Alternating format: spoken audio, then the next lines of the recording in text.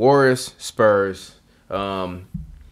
You know, there were rumors that Kawhi was at home playing Fortnite. He wasn't? No, it was rumors. It's fake news. I was really hoping it was true. It's Twitter propaganda. But Pop, you know, when asked about if Kawhi was ready, he said, ask his group. So we basically, as I said before, Kawhi. A long time ago, Kawhi. I told you. It's over. I told you from day you were right. one. You were right. You were right. Give me day one. I'm gonna give you your credit. You bro, were right. I didn't even know what. You were right. Bro, I didn't even know what the man injury was until November.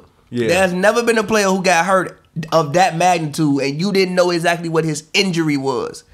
I mean, yeah, Kawhi. It sucks, man. Like this is a terrible ending. So, you know, obviously the Warriors went out and Steve Kerr, and as I said before, I was watching the Warriors broadcast, you know, during one of their last games of the season, and Bob Myers was sitting and talking to the Warriors announcers.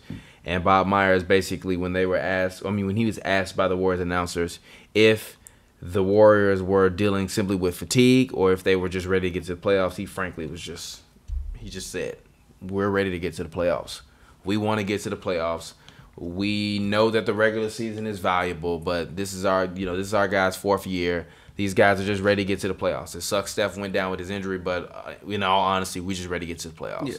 And in game one, as Pop said, the advice he can give Danny Green would be to grow 5 or 6 inches, get a little bit faster, get a little bit better, because there's no way in hell that he'll be able to stay up with Kevin Durant and be able to maintain. And I think that, Pop knows. I think number one, Kawhi's mutiny. Kawhi's dead ass committed mutiny. That might sound kind of crazy, but Kawhi low key committed mutiny.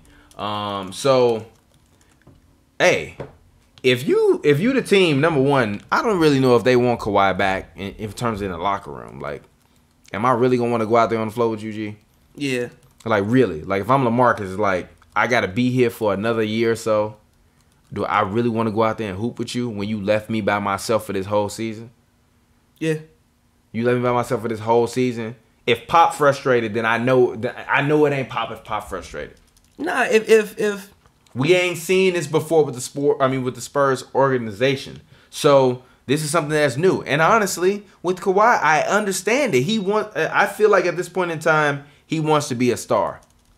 And you can see it from the Kung Fu commercials and all this stuff. And I think he has those aspirations. He's a Cali kid, San Diego, SDSU. And I think that at this point in time, him being a Laker, fine. PG, you want to stay in Oklahoma City?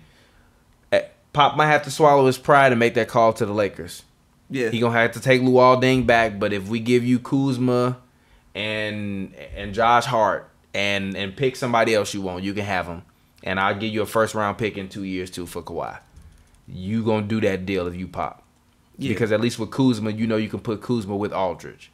And you can run Kuzma at the 3 and have Aldridge play the 4. And actually, I think Kuzma will be a great Spur. And I also think Josh Hart, although it will break Daniel Bell. Shout out to Daniel Bell on the Zoltan podcast. It will break his heart. I think that would be valuable for the Spurs. And you get a future number 1 pick. Yeah. So with the Spurs team, I don't even care about breaking down the game.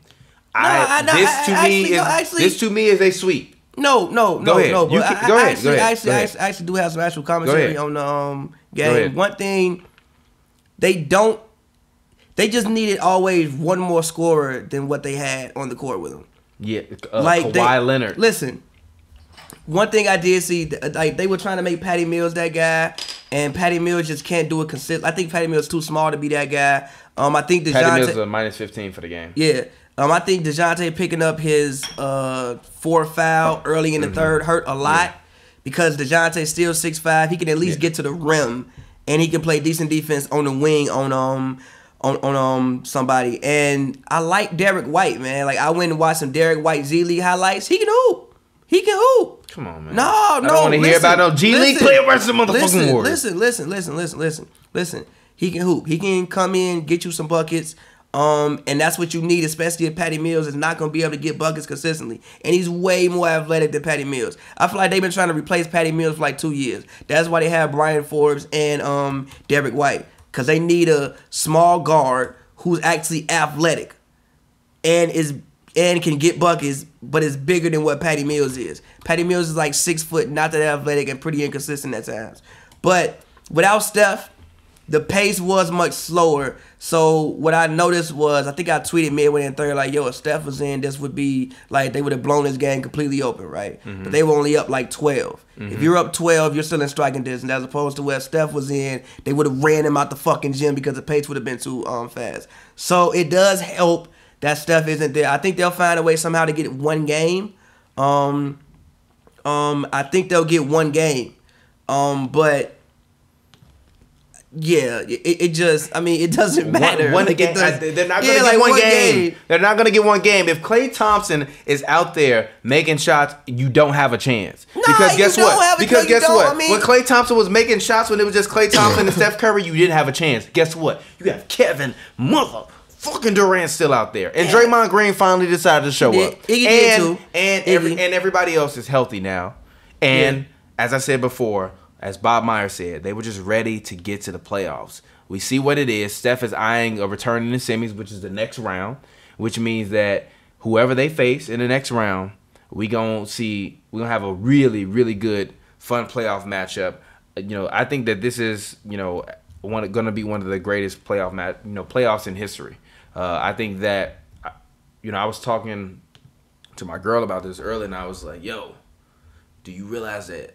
And I know she's probably like, shut up, I don't care. But do you realize that if the Thunder beat the Jazz, then they can potentially play the Rockets in the second round? So we get not only all these good first round matchups, because even the Thunder Spurs, it'll be a sweep, but it won't be like a boring sweep, if that makes sense. Versus if it was like Utah versus Spurs, I don't want to watch that series. Spurs? Yeah, no, I'm talking about Warriors Spurs. I'm talking about Warriors Spurs. So I don't think it's gonna be a sweep, bro. Because without Steph, the pace is much more to San Antonio's liking. Like, you're not just running up and down the court all game. I actually think the game could have been closer if fucking DeJounte hadn't picked up that 4 foul early in the third. Because then you had to sub Tony Parker out there with Patty Mills. What the fuck they supposed to do against that? Like, nothing. At least if you got DeJounte out there, he's 6'6", can run around a little bit, can fucking get to the rim. And if Derek White came in, immediately got buckets. He blocked the shot. He looked pretty athletic. If Patty Mills is tweaking, you want to throw Derek White in there, whatever, maybe you can squeeze a game out of it. Maybe. No. Maybe.